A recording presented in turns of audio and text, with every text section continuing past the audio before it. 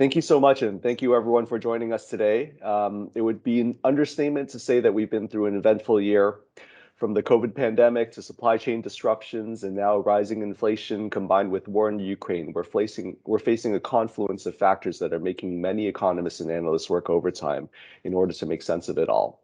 Fortunately, on our panel today, we have three very distinguished professionals who will help us do just that and also talk about what it means for household savings and household savers.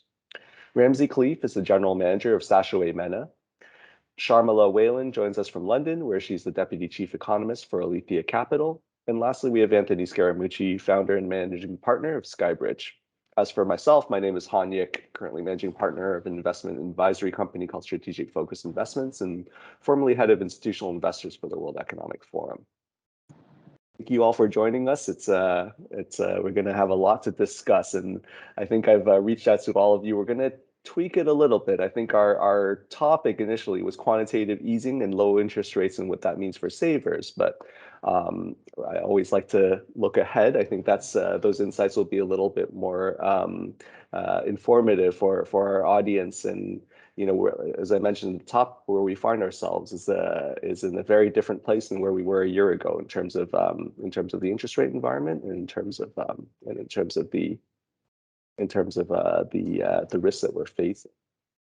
So with that, let's start with Anthony. On the topic of inflation, we're starting to see and feel the impact of inflation in our regular spending and bills, and it seems to be an area of concern for many households. So I read in a recent interview you gave with MarketWatch that you're actually optimistic that inflation data, at least in the US, will be much better in a year's time. Can you elaborate on that and what that might mean for the region as well? Well, first off, thank you, Han, for including me, and I'll just state the contrarian view. My friends in New York and macroeconomic policy thinkers globally think that the inflation is going to be way more systemic and way more persistent. And you mentioned the World Economic Forum, so I always take whatever the World Economic Forum says, all those delegates, and do the opposite. So in 2020, they said that Trump was going to walk into the presidency, and of course he lost the election. And the general consensus now is that we're going to have systemic large-scale inflation. But I think that goes against a 30-year trend of major deflationary forces that are impacting the world as a result of technology. And so I think that the supply chain inside of the next year will get straightened out. We've learned that the supply chain is not just an on and off switch, and you have a zero COVID policy in China, which is also having massive factory disruptions. But as we get through the pandemic and the supply chain evens itself out, I predict that there'll be a greater than expected drop in inflation data, which will put some ease in the central banking community. And I think that this is short term as opposed to systemic. So it's a contrarian view, but thank you for letting me share it. That's I definitely appreciate that. It's funny, especially now that I've left the forum, I can I can definitely respect the fact that some people take what's seen there and go in a little bit of a different direction in terms of the popular opinion. Do we have Sharmila on the line yet, or are we still waiting for her? I'm here. Sorry. Oh. Hi, Sharmila. Sorry about being late. I was having a few technical problems. No worries at all. Staying with the same theme, I know you and your firm released a report last week where you talked about the reverberations of the Ukraine war on the EU as an economic bloc, as well as the impact of trade between Europe and Asia. Can you walk us through some of the key insights of that report and what that might mean for household savers in particular? Sure. Sorry, I'm going to be the bearer of bad news for Europe. Europe's 2022 growth prospects are scuppered. Stagflation would be a good outcome, but I think the risk of a recession, an outright recession, are rising. And it's not just down to the energy spike, right? It's really down to the accommodative fiscal and monetary policy stance adopted by its policymakers, especially in the euro area. So, inflation has been rising well before, even the winter spike in energy prices, let alone the Ukraine war-induced rise.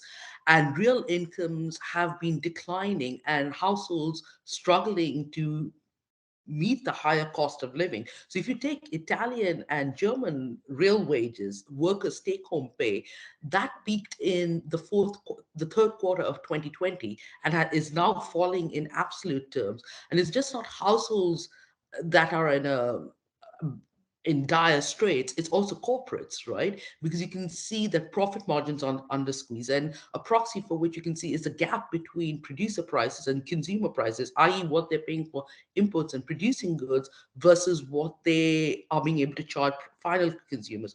And this is all bad news for consumption, investment, and growth overall. And therefore, I'm very negative on European growth. The reverberations that we will feel here back in Asia is through lower demand for Asian exports.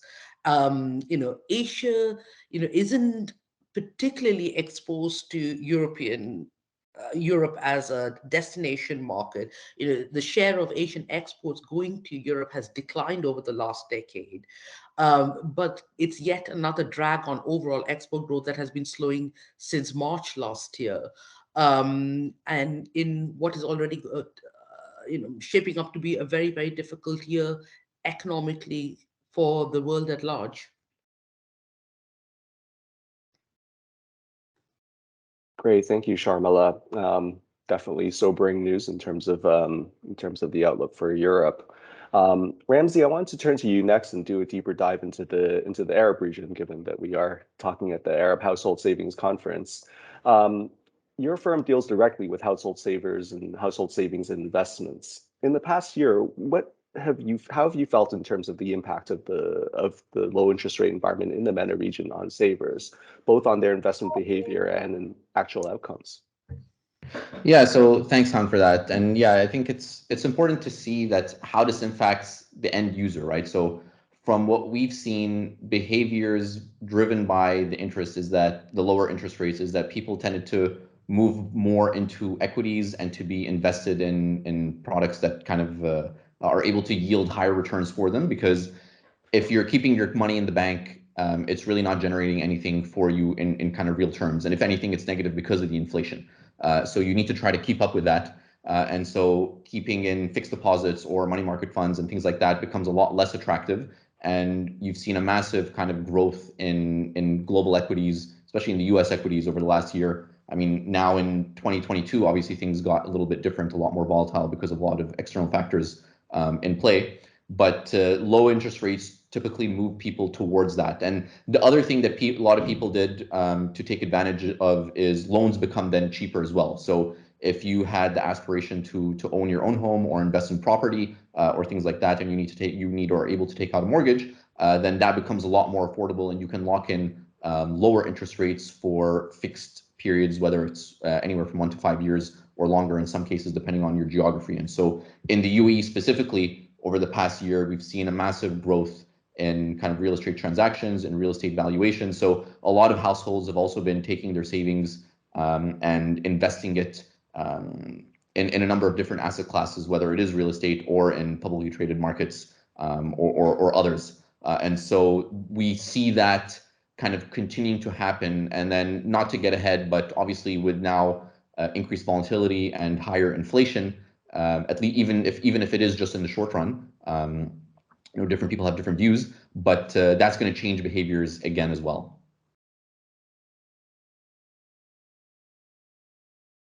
Thanks, Ramzi. Just following up on that, actually, then, with the challenges, we've outlined a number of challenges already that we're facing in the coming year, and we're in a very different place than we were even just a year ago.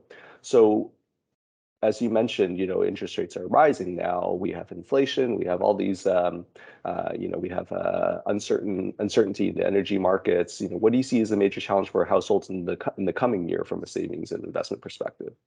Yeah, so inflation is something real, and I think the average person is starting to see it creep in everywhere. And so, like Anthony said, it's not, supply chain is not a switch where you can just kind of ramp things up and slow things down depending on kind of what's going on. So you're starting to see an increase in the cost of almost everything and that's gonna last for some time. And so it's going to be much harder than for companies or for service providers to lower their lower the cost of things once inflation comes back into check and they're able to manage their cost of goods sold again. And so household incomes are not keeping up, and so you have that same pool of money or that same kind of budget, and so budgeting becomes a lot more important because you still need to meet your needs. You still need to pay your rent or your mortgage. You still need to buy kind of food. You still want to travel. You still have your discretionary spend, pay for schools for your kids, all of these things. But your kind of pool is limited, and so it's two-sided, and so it becomes even more important for you to manage that well, right? So you need to manage your budget well to be able to continue to save, but at the same time keep investing those savings in risk-appropriate products that are generating the kind of right yield for you. Because as inflation increases, again, you want to have less in direct cash or less money in the bank, because that's going to be even more negative for you. So you need to be in quote unquote kind of like riskier assets, as long as it's managed properly, to be able to keep up with that inflation and maintain your spending power and your ability to kind of achieve whatever your financial goals are, whether it's retirement, whether it's buying a house in a few years, paying for your child's education. So you still need to be able to keep up with these things, which are going to keep getting more expensive. Okay, that's great. Ramzi, I was actually going to ask if there's any insights that you think are or challenges or opportunities that you think are more unique to the region that would be differentiated from what household savers are facing, because I think that what you've said applies very broadly toward household savers in particular. But any insights you can share about the region more specifically, I'd love to hear about that. Yeah, so I think here each country becomes a little bit different, and each country has its own kind of challenges and their own kind of pockets of growth and pockets of opportunity. But generally speaking, most of the countries here are very dependent on imports, especially when it comes to kind of food security, consumables, etc. And so they might feel the brunt of that a lot more, especially if the exporting countries start to implement a lot more controls and reduce the amount that they're able or willing to kind of export, especially when it comes to food stuff. And so you have, even though you have more affluent or wealthier segments of the population here that can afford to kind of swallow these costs, even though their general incomes aren't keeping up, they have a larger disposable income at play. But you also have very large swaths of the population that are still extremely young, so 25 and younger, and large parts of the population that are in the lower income segments, and these are the ones that are going to feel the brunt and feel the impact a lot more.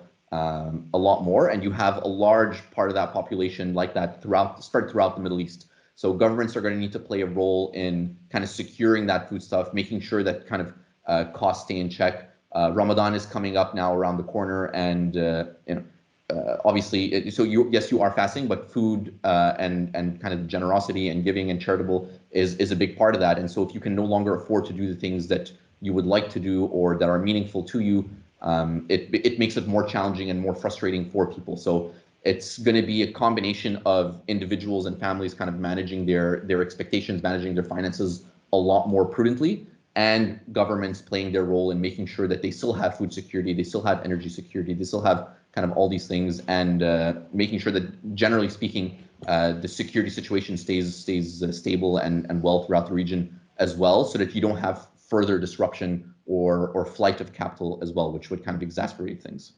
Mm-hmm. Great.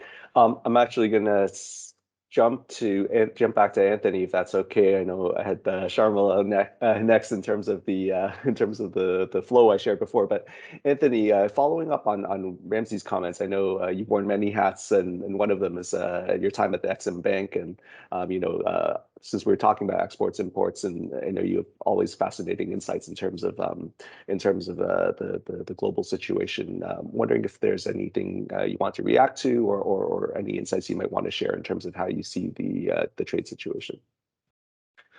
I believe you're on mute.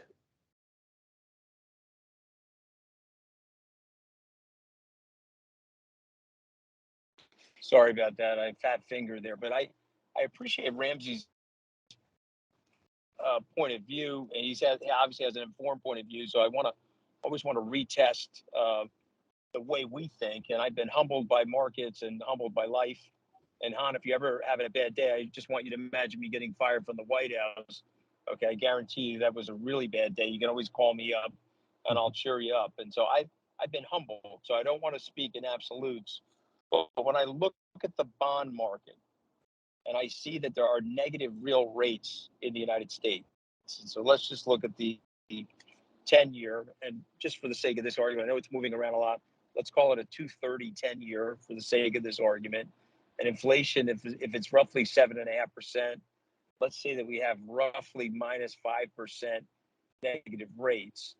That means two things to me. I don't think the Fed is still buying the same amount of treasuries that they were buying. Granted, they are buying, but they're not buying the same amount. And so the rates should be going higher if the inflation expectation of the bond market was higher.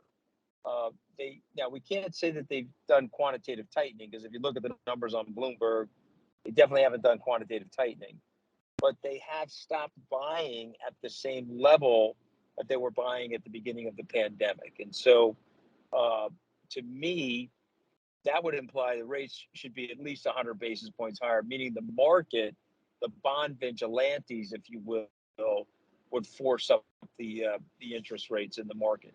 And so that's telling you two things. It's either telling you that we're heading into a recession, which I don't think so, because the economy's booming, or that we're going to be right about where inflation is. And so, again, I hear what Ramzi's saying. It's a very informed point of view. It's going to cause me to retest my hypothesis.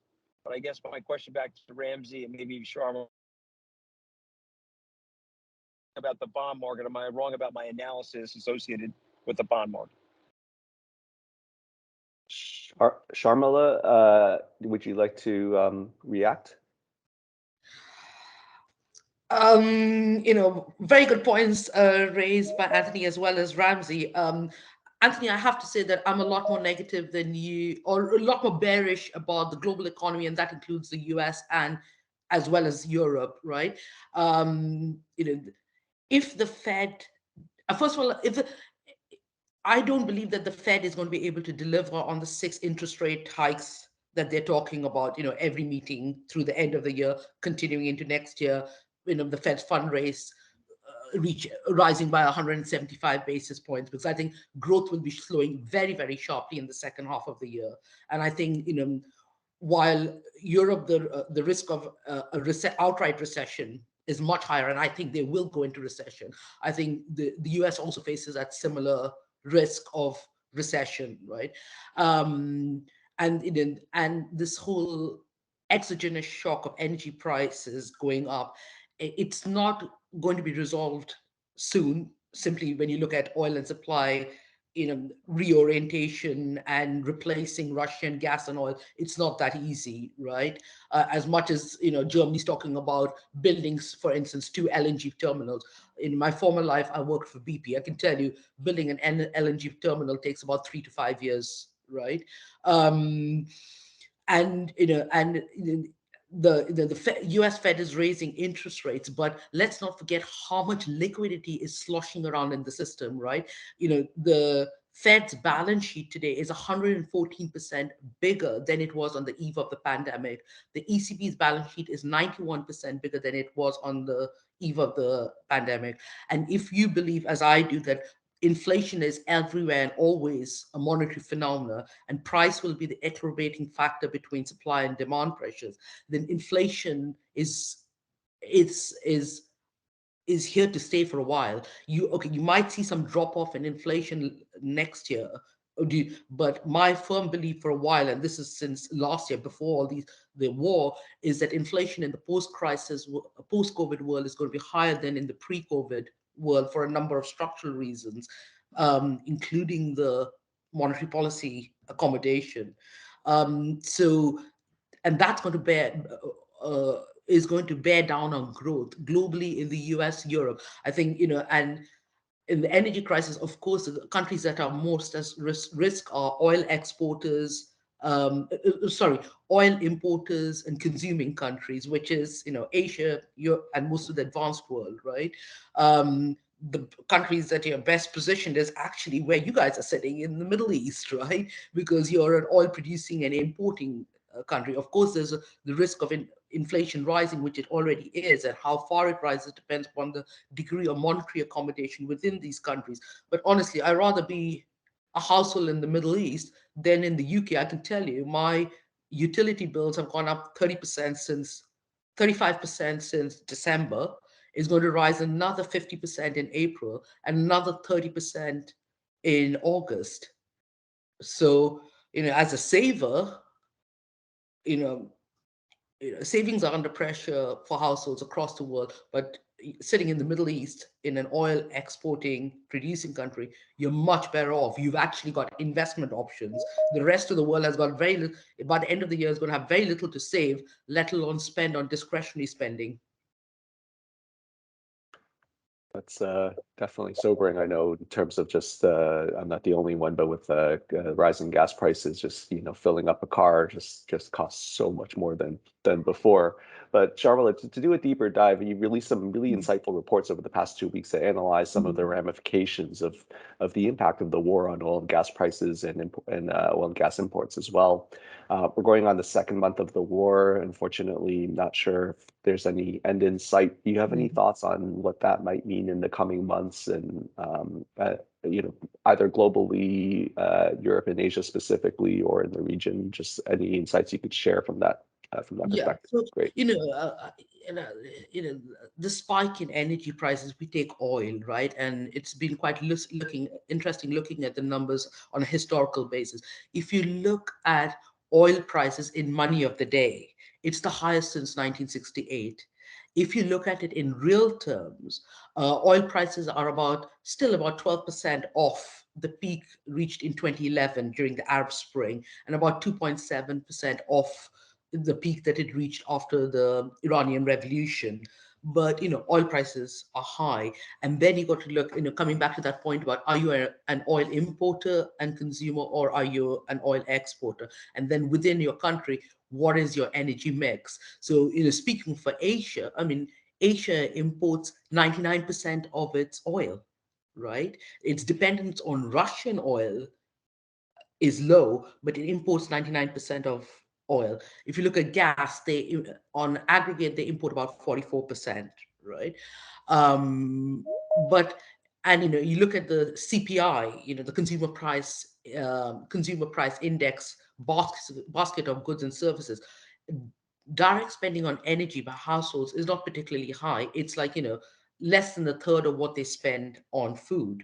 But that's the direct impact. Remember, operating costs and production costs, input costs are rising across the board, across sectors and firms of all sizes, which means that either companies are going to pass on those price increases to households, which means a further erosion in real incomes and what is left for discretionary spending, or they're going to absorb it, and which is negative for profit margins and investments.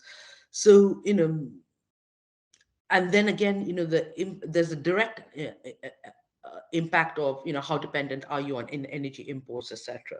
But then there's the indirect, which is how much monetary accommodation, how much are you accommodating this price shock rather than containing it by aggressively raising interest rates, right? And in that instance, Asia's better off simply because Asia didn't, its monetary and fiscal response to the pandemic was much more measured than what we've seen in the US and in Europe. And coming back to the Middle East and the Arab world, households are just better off. But again, as Ramzi said, the cost of living is going up, and it's about how much does the central banks accommodate that in terms of the surge that they're going to see in oil and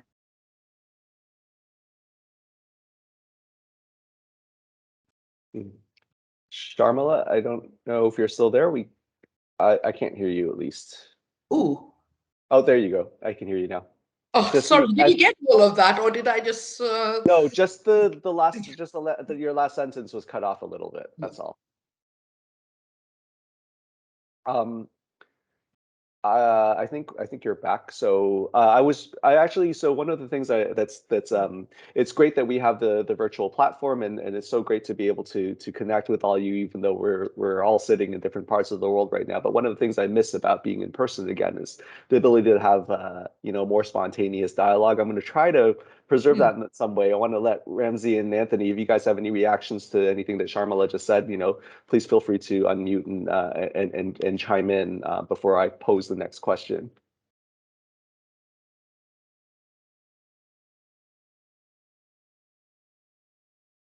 Anthony, you're on mute. Sorry. I apologize. I keep putting myself on mute, but I guess the question I would have for both of my colleagues is, what if I'm right? What if the inflation numbers drop as the supply chain disruption cures itself, the war ends, and the oil markets correct back down to a lower secular number, and the Fed, to your point, maybe not as a result of market weakness, but just as a result of the inflation getting better, relaxes. Would that change your view of where you think the global economy is going? So if I can chime in on that, then I think looking at it from a retail or like an individual household perspective, I think that's a positive outcome, right? So inflation goes down, it means my expenses overall gone, or at least they're not increasing as much as we expected them to. So I'm able to kind of get back on track then if I am financially prudent and have my budget and everything and all that set in place. I should be in either scenario, you should be investing and investing in risk appropriate products that achieve the returns that kind of make sense for your situation. So for me, that would be a positive. The only thing that you would need to do then is make sure that you adjust your portfolio to account for that new situation, right? Because depending on the economic regime that we're in, whether it's inflationary growth or recession or stagflation or whatever it is, the correlation of the different asset classes, the way they work together, then needs to be adjusted to optimize at that specific risk level. But regardless, you should still be looking at it from a risk perspective and not kind of chasing specific returns, especially as kind of a household or a retail investor, where you should be looking at things from a longer term view. So it's just a matter of kind of keeping your hand on the pulse, and making sure that you are adjusting your actions kind of accordingly with that long-term strategic view. So not kind of taking that super active and just shifting your portfolio kind of day in, day out or week in, week out, but based on kind of the economic indicators and what things are starting to tell us, then at the appropriate time making those shifts. Sharmila, any reactions on your end? Yeah, sure, of course, Anthony. I mean, let's say your scenario works out that inflation comes down significantly without the Fed having to tighten interest rates to a point which you've got massive demand destruction and a recession, right? And that was a scenario before the Ukraine war, in that inflation, on US inflation and European inflation for that matter, on a year-on-year basis was going to start easing from March, simply because of a base year effect, right?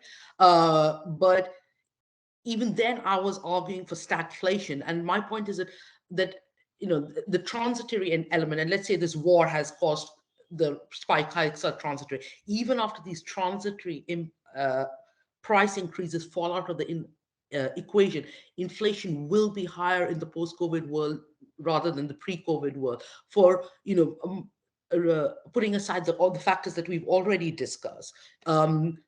A few other reasons. One is, China. China's going to be exporting inflation going forward, right? Simply because the Chinese policymakers are much more open, as they have shown, to a strong RMB, and they want a strong RMB to keep inflation at home under the lead, right? Which is key to socioeconomic stability and their very survival. That's number one. Number two is the whole race to net zero, right? This whole race to net zero it's not about just EV cars, right? And everyone moving to EV cars. That's the easiest part of it all.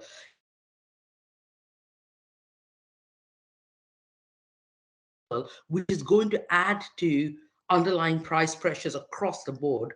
And the third reason, if I might may say, add, is geopolitical risk. What we are seeing is, since the rise of trade tensions and whatever, the war for economic supremacy between the US and China, this is leading to a fragmentation of the global market for goods and services. The last 4 decades, what we've seen is horizontal globalization, right? And the emergence of the integrated global manufacturing supply chains, where we sitting in the US and the UK have in Europe have benefited the most in terms of the lower cost of goods through cheap China imports. But what we're seeing in this new world, instead of horizontal integration, you're seeing a different kind of globalization, which is vertical integration, right? And a key example of that is Tesla in China.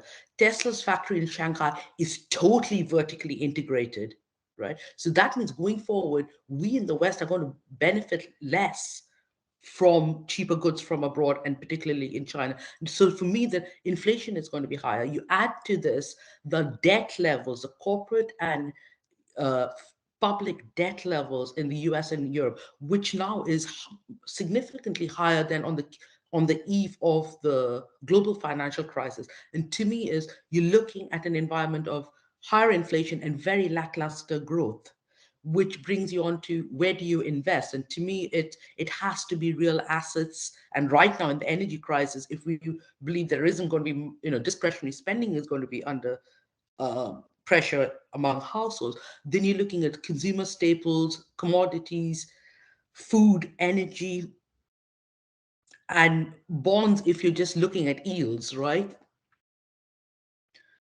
But cyclical and growth stocks are looking very choppy in this environment.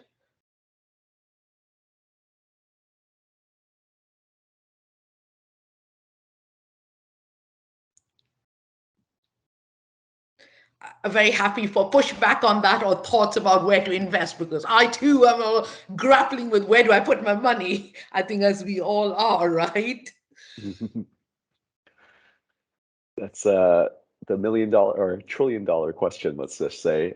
We do have a question from the audience I want to post for all our panelists, wanting to know more specific expectations on the bond market with a little explanation.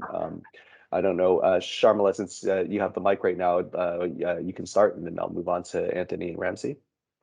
So, as you saw my view, the market, the US 10-year Treasury, they're looking at close to,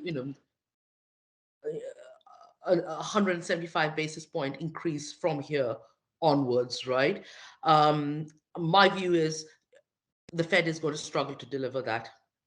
The Fed is already, the market is already discounting a 50 basis point move in the next Fed meeting.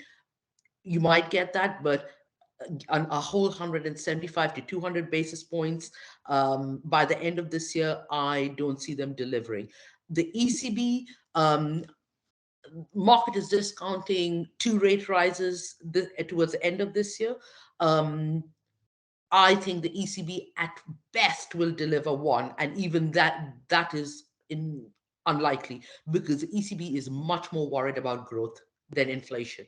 And remember, they, last week or 2 weeks ago, when they had their monetary policy meeting, the market was surprised that they announced a faster winding down of assets purchases. But this is not the same as shrinking their balance sheet or shrinking the monetary base, right? They are, if the Bank of England and the Fed are behind the curve, the ECB is miles behind. And remember, they will continue to buy assets all the way till June. And they're talking about the earliest of ending the asset purchase program in the third quarter of this year. And that too depends on the ECB's assessment of the evolving situation. So ECB 1 rate hike at best, but I think unlikely. Turning to Asia, Bank of Japan, the BOJ's governor Kuroda has been at pains to say that we are not going to be either, forget about raising interest rates, but even abandoning their yield curve control policy. And the PBOC, you know, it will cut rates further this year, right? Because there's the 20th Party Congress, the all-important 20th Party Congress coming up in the autumn, when President Xi is expected to be elected in for the third term. And key to that is getting COVID under control. And even more key to that is stabilizing the economy. So they are going to start they've already started easing policy, but they're going to ease even more aggressively. Thanks, Sharmila. Anthony?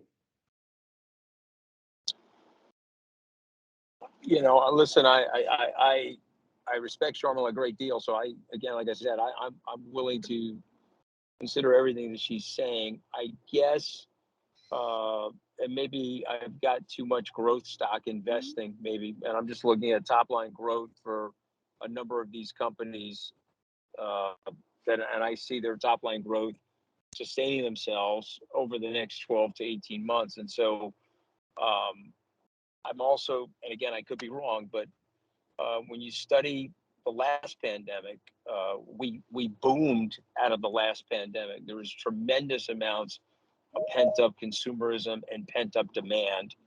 Of course, there was prohibition in the U.S. that probably even made things worse because people were trying to find ways to illegally access the alcohol. But I mean, we don't have to do that now. We just, for most countries, get the alcohol pretty legally. So to me, I think you're going to have a greater than expected rise in consumerism globally.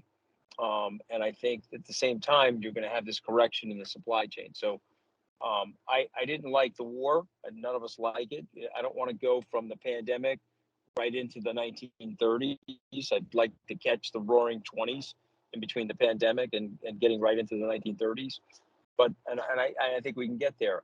I'm also optimistic about the war. I think the social media, Western media, the public exposition of the atrocities of the war will lead to a quicker end to a war like this than, let's say, if this were to happen 50 or 60 years ago.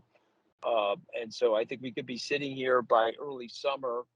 The war's over, oil prices are down, a rising global consumerism, and maybe better than expected inflation data. And I'm not saying that Jerome Powell was right when he said the word transitory, but we could be in the mama bear position where it's not quite transitory and it's not systemic. So I'm gonna stick with that for now. But again, I've been wrong about a lot of things in my life, so I could maybe wrong about this. Well, I certainly hope you're right about the. And can I just add a comment to what Anthony said? Anthony, as an economist, I hope I'm right, but as an investor and my personal portfolio, which is sitting with growth stocks that taken such a beating that at this stage, I'm like, I might as well just hold rather than realize my losses. I certainly hope that you are right on this occasion but I guess, and I think they've already corrected. Yeah, I think they've already corrected to a price that. Okay, so I'm right on the whole strategy. That's good to know from an expert. But I think what worries me is that about consumption spending going forward is, where's the income going to come from, right? Because if you look, for instance, at US household savings, right? Which, as we know, across the advanced world, across the world, savings soared during the pandemic and the lockdown simply because you couldn't go out and spend, right?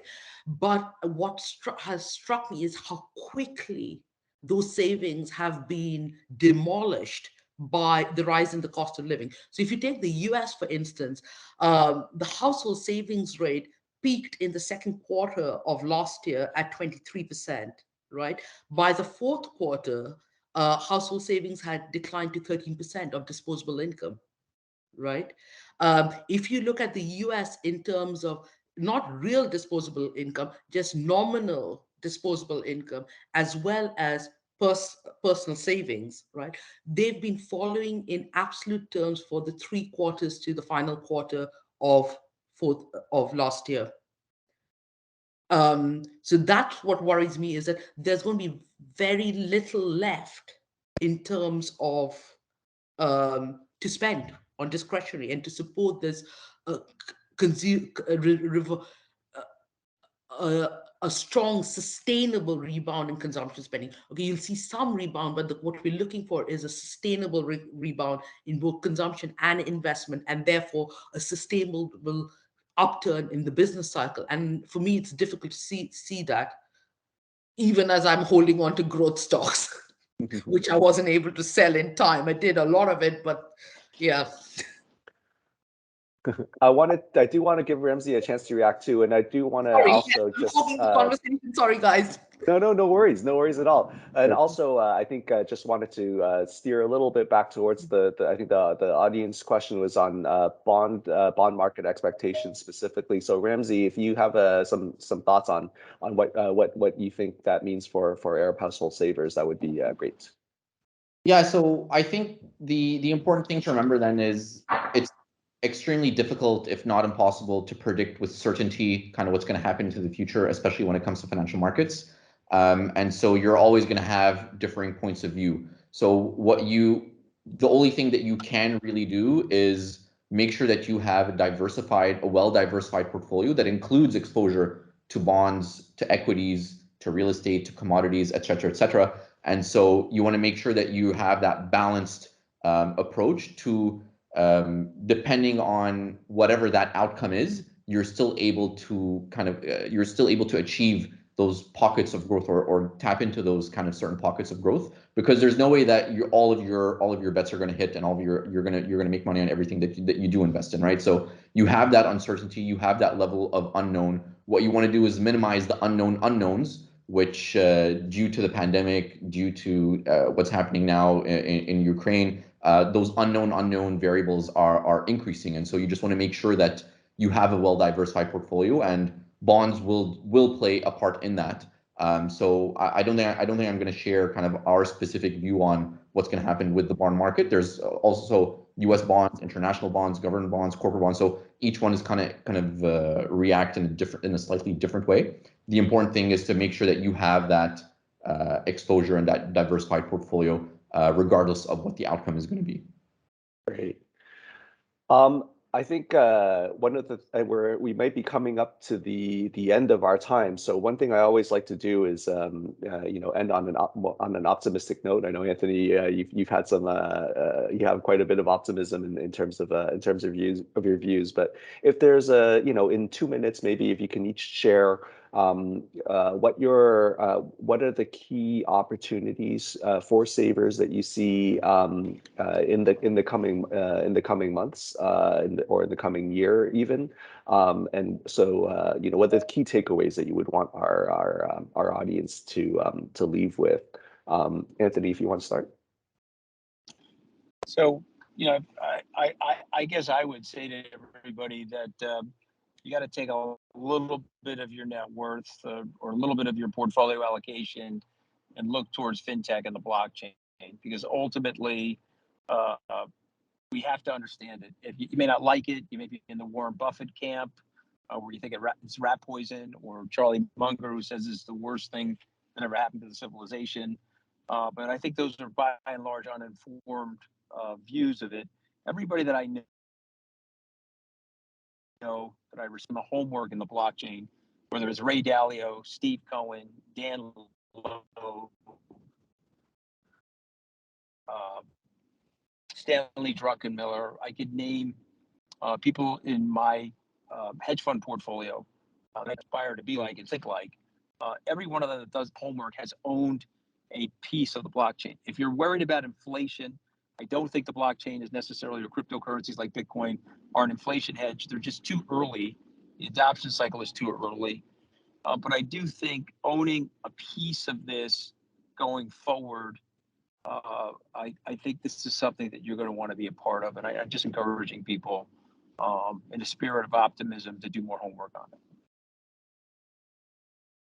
Great. I actually do share the optimistic view of blockchain, especially as a technology, and I think we're still looking to see which use cases will become the dominant ones, much like the what happened with the internet in the late 90s, early 2000s, in terms of what becomes, how that will revolutionize tech overall. Ramzi, any thoughts for our guests before we wrap up? Yeah, thank you. So I think I want to kind of echo what Anthony was saying. So that is definitely an exciting sector and something that that you can have and can be exposed to, depending on your diligence and your comfort level as well. But at the end of the day, the bulk of your wealth should be invested in kind of long-term, well-diversified, globally and asset class portfolios. And so that 70, 80, 90% should be in that non-sexy, slow growth, dollar cost average, stick to your long-term plan. And that remaining amount is take these bets that you're passionate about, that you understand, that you have a strong view on, whether it's blockchain, crypto, or other kind of sectors, or whether it's in healthcare or anything else. And then if that doesn't work out, then it's okay. Your long-term plans are still on track. If it does, then you're able to achieve your plans a little bit sooner. But with the uncertainty and the environment that we're in, just make sure that you do stick to those plans. Make sure that you are still able to invest, manage your cost of living, manage your spending, and still stick to investing, because that's how you're going to stay ahead of it, right? So if you allow that inflation to creep in and take over that part of your life where things are just getting more expensive and I just need to spend more, you're the one who's going to pay the price for that in the long run. Yeah. Great, thank you. Sharmila, final thoughts? Well, I couldn't agree more with the points that Ramzi and Anthony have made. And even though Anthony and I have discussed and disagreed and debated on a lot of things, which I've actually very much enjoyed the discussion. It's always food for thought, and it's good to be challenged. But Anthony's point about you got to be in the blockchain area, invested in blockchain, in the crypto, and in tech, right? And I know the fangs are now would you call them the mangs rather than the fangs? But the mangs, they are leading the way in terms of technology in the retail space. And then you got blockchain again, and you got to be there. You have to. That is the future. But I also come back very much. The point that Ramzi made resonates with me, that you got to be taking a medium to long term. We're not portfolio managers. We're not day stock traders. You got to be able to look through the noise and have a conviction call. And you need to have a diversified portfolio. And within the diversified portfolio, I'm a big fan of, among all the other things we mentioned, of real assets and property within that infrastructure. Yeah, real assets. Great. Well, thank you so But much. that's it from me, my 2 bits. I mean, you've got better experts in Ramzi and Anthony in terms of investments. Oh, no, you're too modest, Sharmila. No, thank you so much. I'd like to thank all our panelists, Ramzi, Khleif, Sharmila, Whelan, and Anthony Scaramucci. Anthony, I definitely do want to hear about your bad day. We can share bad day stories over a nice glass of wine, hopefully soon. The point is you gotta get up after you're knocked down. That's the point, hon. Absolutely. Don't take yourself too seriously. Absolutely. I'd also like to thank our host, Ebrahim and his team at FinTech Robos. And I'd like to thank all of you from around the region and around the world who joined us for this fascinating discussion today. I look forward to seeing and meeting, and definitely meeting you all in person again soon, inshallah. So thank you so much. Thank you. Thanks, everybody. Thank you again.